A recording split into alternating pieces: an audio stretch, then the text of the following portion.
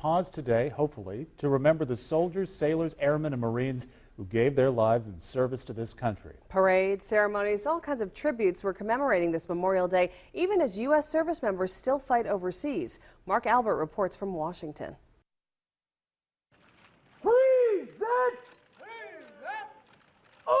President Obama laid a wreath at the Tomb of the Unknowns at Arlington National Cemetery, paying tribute to thousands of men and women who died on the battlefield and were never identified. In his last Memorial Day as president, he called for improved services and health care for veterans and their families.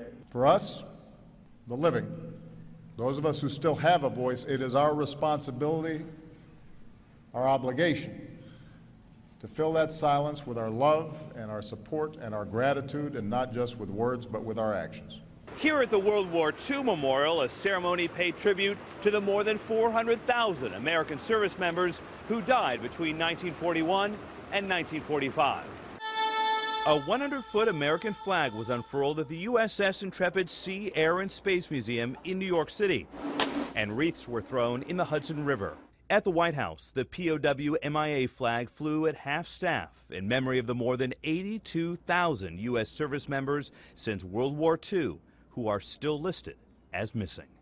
Mark Albert, CBS News, Washington.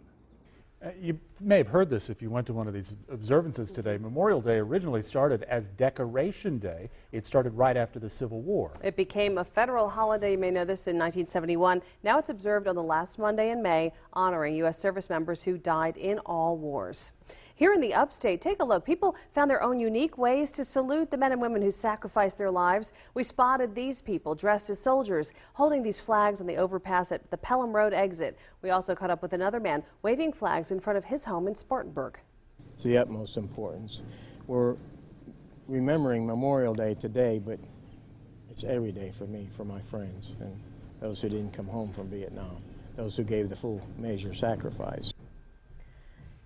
Spartanburg Chick-fil-A is commemorating the day with this missing man table. The table's covered with the white cloth to honor a soldier's pure heart. A lemon slice and grains of salt show a captive soldier's bitter fate.